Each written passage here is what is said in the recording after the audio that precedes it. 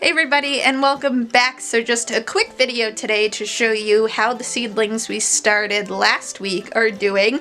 And just like I said, we'll have quite a few videos coming out over the next week. Pretty much the plan is every time I start a new batch of seeds, I'll show you what we started and show you how the previous seeds are doing. So let me get started and show you what's going on.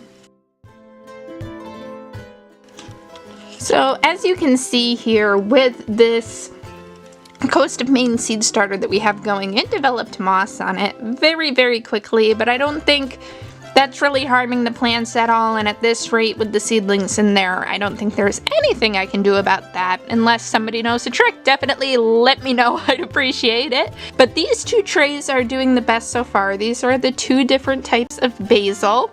This is the purple dark opal basil, which is coming in really well here.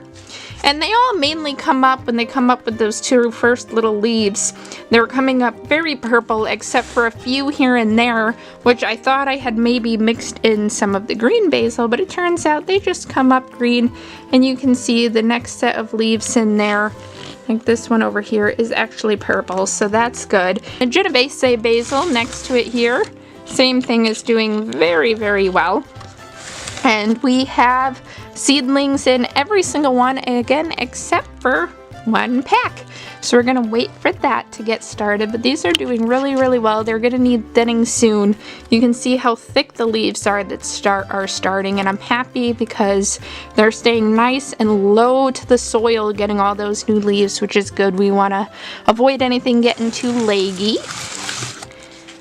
Next to that, we have our chives here, which are all coming in well. We only have 1, 2, 3, 4 different packs that don't have seeds in it yet, but as you can see, we still have some very small ones that are starting to germinate, while we have ones that are also very tall that had germinated quite quickly. And it's interesting what I'm seeing here. I've never grown chives from seeds. I've always separated them from plants and divided and such. And if you see, every single one of them here kind of comes up and then makes that weird little protrusion to the side off of it. And what I actually believe is, I think that that part is what was attached to the seed, because I'm trying to explain this the best that I can. If you look at this one here, how it's kind of making an arch back into the soil, it looks like it's two seedlings coming up, but it's actually one, and that little side piece eventually will pop out and be what you see right there. So kind of interesting. You can see on ones that are older, they're starting to yellow over, so I'm thinking that they probably fall off or die off over time, and you end up with just that straight shoot there. Those are all doing really well. The time was a little slower to germinate, but once it did, man, it blew up. And the time was such tiny seeds that I really just kind of scattered them everywhere around, so they're going to need a lot of thinning, but they're having awesome germination. I have seedlings in every single cell here, which is awesome. The oregano has been the second to slowest. As you can see, it is coming in.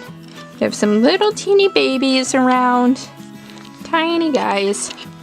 And it took a very long time to start, but it is coming in. We have a few cells that still don't have anything, but I've got faith. I think they're gonna come through.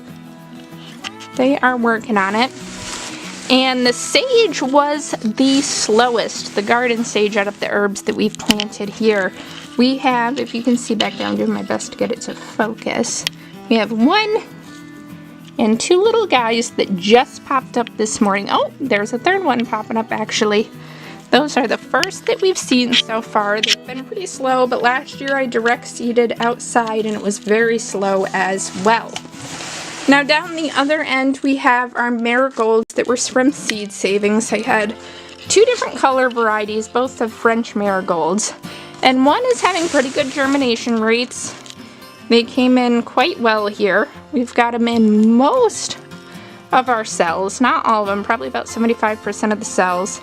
And some of the ones that started are coming in very well and really starting to grow up nice. The other color variety, however, did not. So I did add some more seeds the day before yesterday? Day before yesterday maybe? To see if maybe more will sprout, because they did not come in And I was kind of concerned about it. We have an office upstairs. Well, I call it an office, really. It's just the room that my computer is in. And that's where I was storing the seeds. And because we're heating the whole house with a wood stove, and that's on the second floor, for the midwinter, I was keeping that door shut at night to get more of the heat to go into my son's bedroom and into our bedroom. And I'm afraid that maybe that kind of getting much colder in the room and then warming up during the day maybe have taken a toll on the seeds.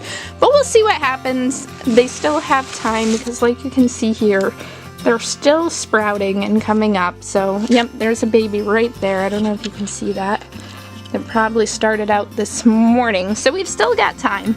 We'll see how they do. But on our other seed starting table, this is where we have started seeds today. And we started our Ruby King peppers, which are like basically your bell pepper. They can be harvested green or red. We started all of our hot peppers, our calabrese broccoli, cabbages, and we're starting our kale inside as well. So we're going to see how all these do on this side, on this other table. If anybody's grown peppers from seeds before, you know that peppers can take a very, very long time to sprout. You have to be really patient with them, and they also like a very warm soil. So like I did in the other trays, I'm going to be more diligent with the peppers that you can see in this tray here that's not filled all the way yet, that I put in nice warm water in around the bases because I don't have heating mats. And I'm debating at night, I have a spare fold-out table, bringing it in the other room where the wood stove is, and during the nighttime when they'd be in the dark anyway, bringing these guys over there. You guys, so I know these videos are kind of a lot of talking and pointing, but I wanted to share with you guys how this is doing. I am so excited that spring is almost here. The past 2 days have been in the 40s. The snow is starting to melt. I saw some open crocuses out in the yard. My son and I got to spend some time outside yesterday working on a new garden plot that I'll be sharing with you guys. And we'll have a ton of fun stuff coming out as soon as spring gets here. But I'll keep you updated with all of this along the way. So thank you so much for your support and for watching. I hope you guys are getting some warm weather and getting to get outside. But if you like this video, please hit that like button below. It is such an incredible help. Always think about subscribing because we'll be sharing all kinds of stuff. Gardening, canning, cooking, you name it. If it's outdoors, even camping and hiking, we'll be sharing it with you. So thank you so much for joining us. I love you all. God bless. Enjoy the rest of your week, and bye-bye.